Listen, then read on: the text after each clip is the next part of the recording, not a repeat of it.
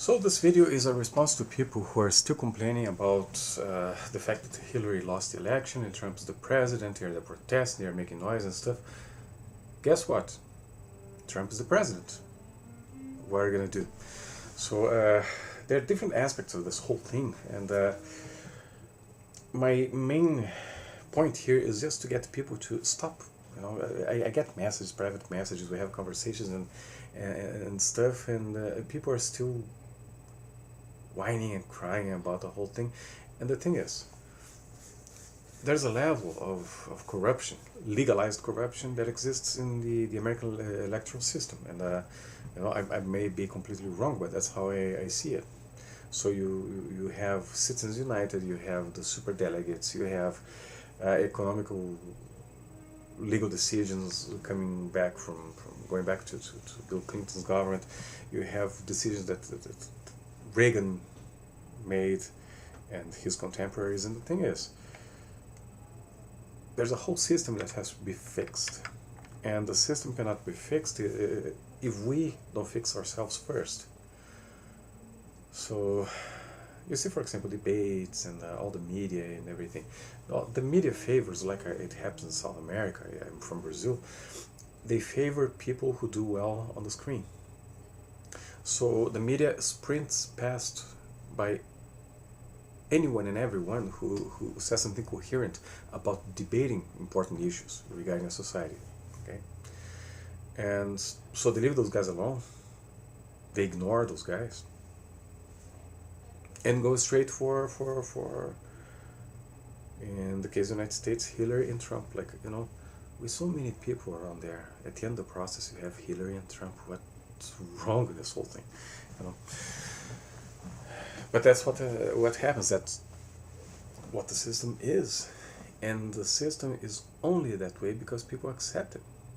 People who vote, people who pay their taxes, people who do not vote, people who watch the TV, who read the newspaper, and most importantly, people who live in that kind of fantasy realm where they say, oh, I don't do politics, I don't get involved with politics. And well, you know what? In the moment you wake up and you flip the switch to turn the light on, you're doing politics. You know, here, I'm generating some kind of revenue. I'm paying taxes over this.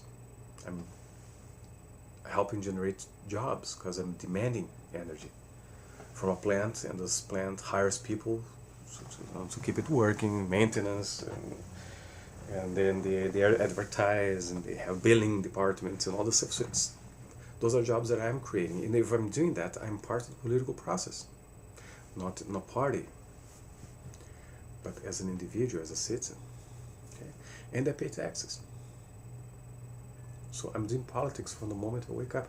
And you guess what? Before I wake up, when I'm sleeping, I'm using a bed I paid for. That's in a bedroom, that's in a building. So people want to be alienated. They want to pretend to themselves that they're not part of the process, and they're just avoiding their responsibility. So you think, how many people did not go vote? And those people who did not vote made a larger difference than the people who actually went to the poll stations. You know, those people decided the politics. And if you put all those people together, let's see the level of information, political education that anyone has. Because most of the times, you know, I only hear people repeating things they see on TV. You know, I'm just repeating, and anything that's sensationalist is what seems to stick. So, what happened? Serious candidates, serious possibilities are ignored by default. Then they get into the media circus, and after that it's really difficult to salvage the process. So we ended up with two options. One would be I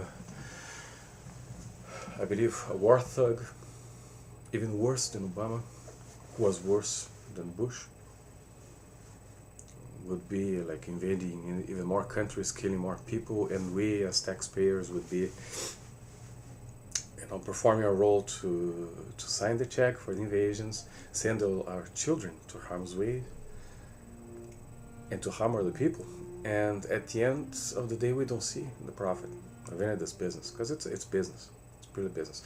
On the other side, you have Trump, who doesn't have the political background, but is a businessman, is an avid businessman. And that gives me a little bit of hope. Because usually, now, if you see what we have nowadays, is this mentality of putting a lot of money, and I mean a lot of money, into weaponry. And the weaponry, for example, our Department of Defense has weapons of attack. So our Department of Attack moves a lot of money into this business of war. Okay? So invade, conquer, and take the resources. And we don't really know who's profiting with all of that, do we?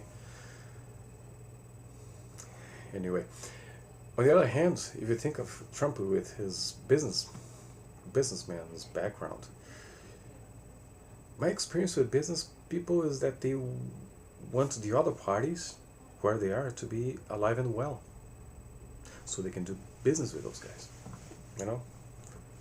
So you think, for example, China is exporting to everyone around the world. They don't invade anyone, they don't try to proselytize people. Oh no, now you have to be communists like us, you're gonna speak Mandarin.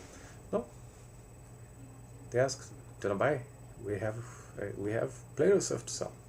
So they do that. It's peaceful, it's contractual, and everyone seems to win at the end. So that gives me some hope. So instead of, for example, demonizing Russia, the evil and the Russian threat and all that stuff, that, if you look into historic events starting, I don't know, I started following things from specifically Russia starting in the Georgian conflict against South Ossetia. That on one side, Western media was demonizing Russia for having invaded Georgia and all the thing, and on the other side, you see people showing the fact that Georgia was attacking South Ossetia and Russia intervened, and then you have to compare those things, get specific information, and compare and check them, piece of information against one another, and see what survives. And then realize, ooh, there's a curtain, and if I want to be comfortable, live my little life here and ignore what's happening out in the world, I could just turn on TV and learn that Russia is just an evil thing and it's gonna take over, and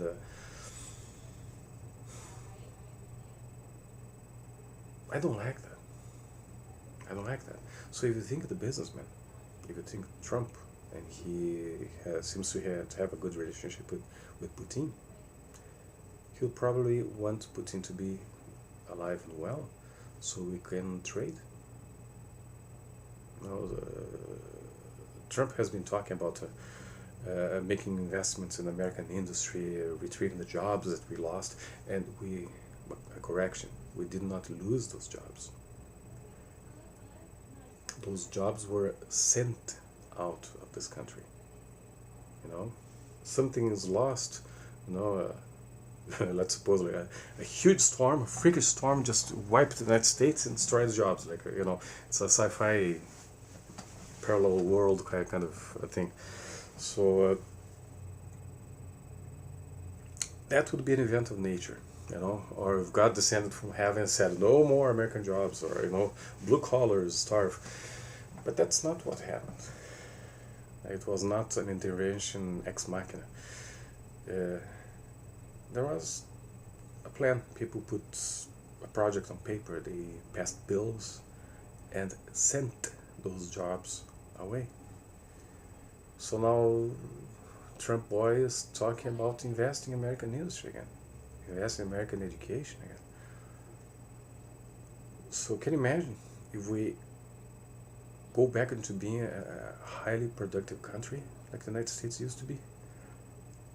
And if we see Russia, for example, not as an adversary, but as a business partner, we could be making a lot of money. Russia could sell us things too. So that gives me some hope, because the way things have been going recently in the last two presidencies in the White House,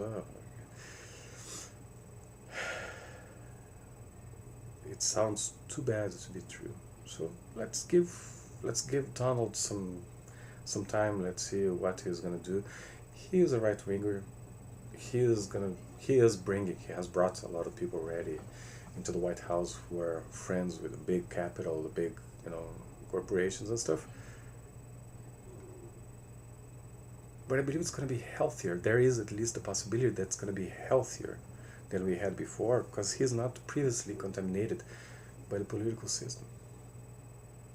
And if you put business people working, if you put military people working, if you put diplomats working, if you put technical people of all sorts working, they know very objectively what to do. They tend to be very productive, and they have a very good understanding of how implement things in a very undamaging way. The problem begins when you put a politician in the middle. Then invisible interests creep in, and God knows where the whole thing goes. So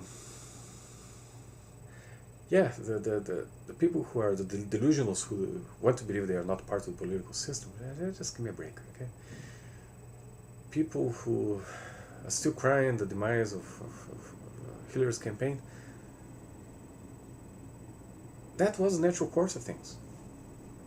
We have to fix the system, okay? And Trump is in office, so let's help the guy be president. Okay, let's reassure what seems to be right. Let's criticize actively what seems to be wrong. And let's stop playing ignorant. That's just annoying. Okay? So, my best. Bye bye.